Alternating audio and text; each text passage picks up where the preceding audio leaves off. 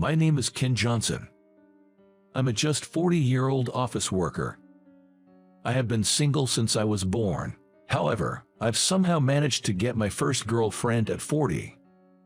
I must clarify, I'm not particularly unattractive, and it's not like I couldn't get a girlfriend, but rather, I just didn't have the time to spare.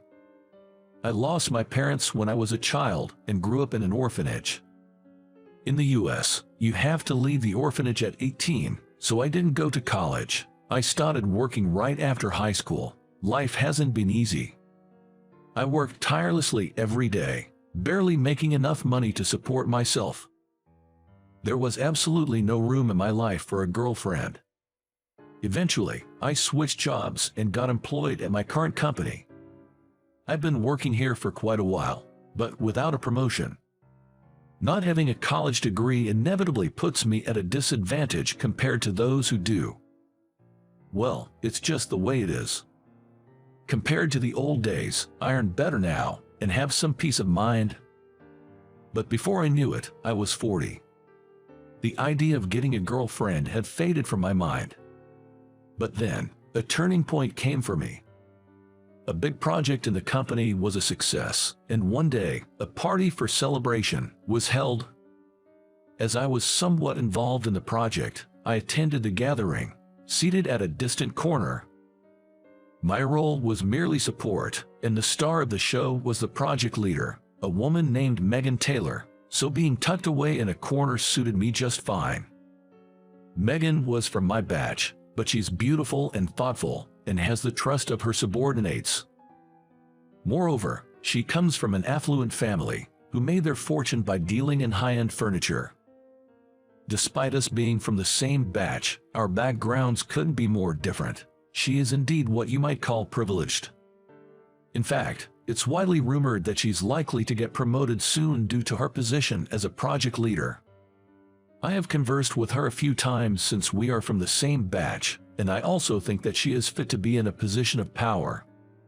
She's surrounded by her subordinates, creating a lively atmosphere at the gathering.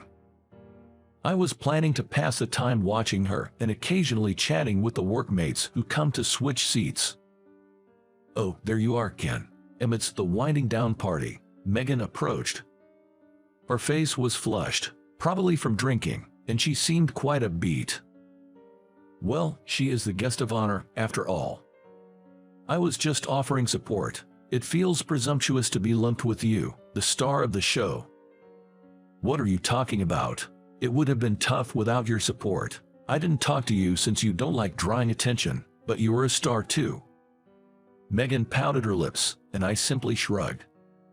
I didn't feel like I worked that hard. Then Megan took the seat next to me and held out her smartphone. "I don't have your number, Ken." "That's because I didn't it to you." "Hey, give me your number." I was taken aback. What on earth is she talking about? Does she really want to exchange contact information with a middle-aged, average guy like me? Despite us being at the same professional level, Megan is 5 years my junior. We talk casually because we are on the same level, but there's absolutely no benefit for her to exchange contacts with me. Hey, are you even listening? I am. But why would you want to exchange contact info with someone like me? Because I want to get in touch with you. No good. Megan is totally drunk. She's excessively clinging to me, pestering me, saying, "Come on, let's do it." Feeling the prickly stares of those around us, I could sense my body stiffening. This was dangerous. If I played my cards wrong, I could be attacked by one of the members of Megan's fan club. "Are you really sure about this?" "Yeah, I'm sure. Let's do it." "All right, fine." I agreed to exchange contact information, but at that moment, I figured it was just a spur-of-the-moment decision due to being drunk, and that she would probably forget by the next day. Megan, looking delighted, took my contact information and then distanced herself from me, just when I thought I could finally relax. Surprisingly, this was the beginning of texting with Megan. Initially, it was just a good morning and a good night message. But gradually, our conversations started revolving around our evening drinks and work frustrations, and they began to become longer, These text conversations eventually transitioned into phone calls, and we finally started meeting up to talk in person. Honestly, it was a lot of fun, and being by her side brought me happiness. Maybe we were good chemistry, but I think Megan and I had a good compatibility as individuals. Hey Ken, you don't have a girlfriend, right? If I did, I wouldn't be here having dinner with you. Haha, that's true. I'm glad, though. One day, Megan and I were having dinner together. While an elegant lady like her would look more fitting in a high-end restaurant, she adjusts to my commoner status and joins me for meals at regular restaurants and bars. At first, I felt guilty, but she seemed not to mind at all. In fact, she said she was having fun visiting many unfamiliar eateries, so I stopped worrying about it. Glad you were single, huh? At this point, I guess I'm going to stay single forever. That's not true. After all, I want to marry you, Ken. At her sudden bombshell, I snorted the beer I was drinking right out of my nose. Coughing and choking, I looked at her, and she had a serious expression on her face. Don't you like me, Ken? I like you, but I'm just not good enough for you. Oh, I thought we'd been vibing for the past few months. Was I mistaken? I didn't know what to say. I thought we had a good rapport too. Moreover, if I let this chance slip away, I'll likely remain single for the rest of my life. I admit, I did want a girlfriend at least once, and I was thinking along those lines. Again, I thought that even if we did date, we would probably break up soon. The worlds we grew up in were just too different. Dating can sometimes lead to disillusionment, and I wasn't expecting much. Even though I wasn't. Will you marry me? Before I knew it, a year later, I was presenting her with a ring and proposing. And that's how I finally found someone to promise to marry at the age of 41. There is an inevitable event before marriage. Yes, meeting the parents. Since I don't have parents, this event only occurs for me. Moreover, the other party is an ultra-wealthy family. Asking for their daughter's hand in marriage is bound to make my stomach churn a little. It's inevitable. It's okay. Mom and Dad will understand. Megan said this with a big smile, but my face was pale. Just think about it. Their daughter, their pride and joy, brings home a middle-aged high school graduate from an orphanage with no parents. What's more, I can't even remember my father's face. My dad died in an accident before I was born, and my mom died from an illness when I was about 4 years old. So essentially, I'm a lonely old man with no family. If I were in their shoes, I'd be flipping the table. There's no way they'll be pleased. But I want to be with Megan. Because Megan wants it so strongly. If my humility is worth anything, I'll be humble, and I went in with that kind of spirit. As I was worrying about how to handle it if things go bad, I headed to her family's house. Welcome, we're glad you could make it. When the front door opened, a lady who looked a lot like Megan greeted us. That's Megan's mom. If Megan ages, she'll probably look just like her mother. I didn't have the room to think about that. I stepped into their house, which looked like a mansion, feeling tense. Let me say this up front. The table didn't get flipped.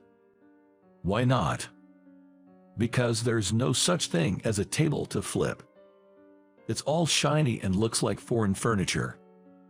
I was overwhelmed by the fact that I had brought the young lady, who lived surrounded by such things, to a pub, and my stomach felt even sicker. Come on, dear, don't just sit there. Welcome him. I was led to what seemed to be a living room, and I sat down on a plush sofa. Across from me sat a stern-faced man. Yes, that's Megan's father.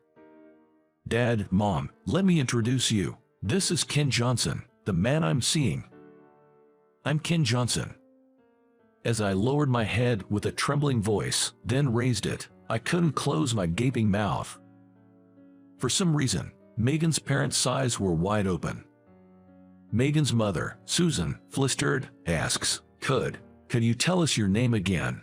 Did I say something strange? I'm Ken Johnson.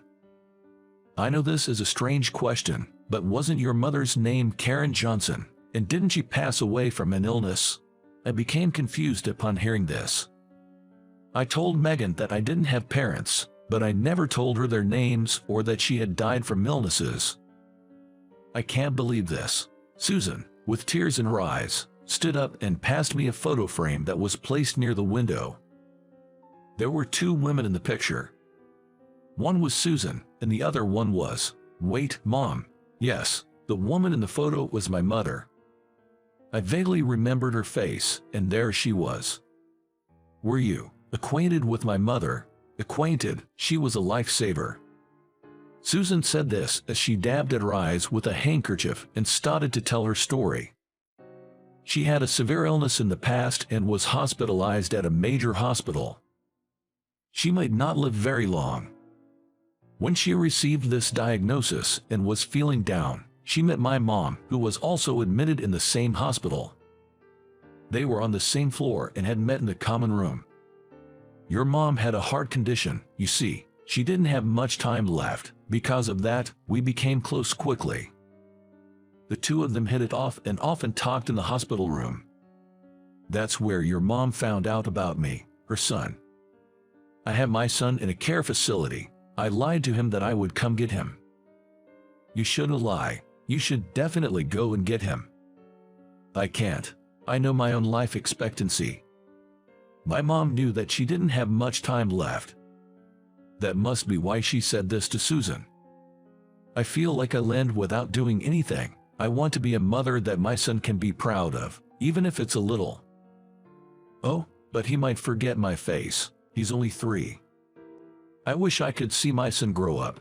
He's really cute, you know. Look, look. My mom was saying that while showing Susan a picture of me she brought into the hospital room. He's got a good face, and his nose is high, so he'll surely be handsome. He's my child, so he's the cutest in the world. I'm just a doting mom, huh? My mom always seemed to enjoy talking about me, and Susan was apparently envious seeing that. Children are wonderful. I'm jealous. I'm sick, so maybe marriage is impossible for me. Hey, Susan, I had a dream. A dream? Yeah. A dream which twin girls were born, and the mom was you, Susan, so you will be blessed with children. My mom said this and laughed. Susan also laughed and said, what are you saying? It's just a dream. No, it's a woman's intuition, and my intuition is accurate. These were apparently the last words Susan heard from my mom. She took a turn for the worse while she was sleeping. She passed away quietly. It was too sudden and I was sad. But I found a letter addressed to me in her hospital room. Susan got up, took out an old letter from the drawer, and handed it to me. My mom's name was written on the letter, and I started to read it. To Susan, you have a future. Please live on. That was all that was written in the letter. But in the envelope of the letter, there was a ring. This is my mom's ring. I don't know why your mom entrusted me with this ring, but I decided to return the ring to her precious son someday. Maybe it was because of that resolution that I was able to overcome my illness. Susan firmly gripped my hand that held the letter. Her eyes, staring straight at me, somehow overlapped with those of my mom.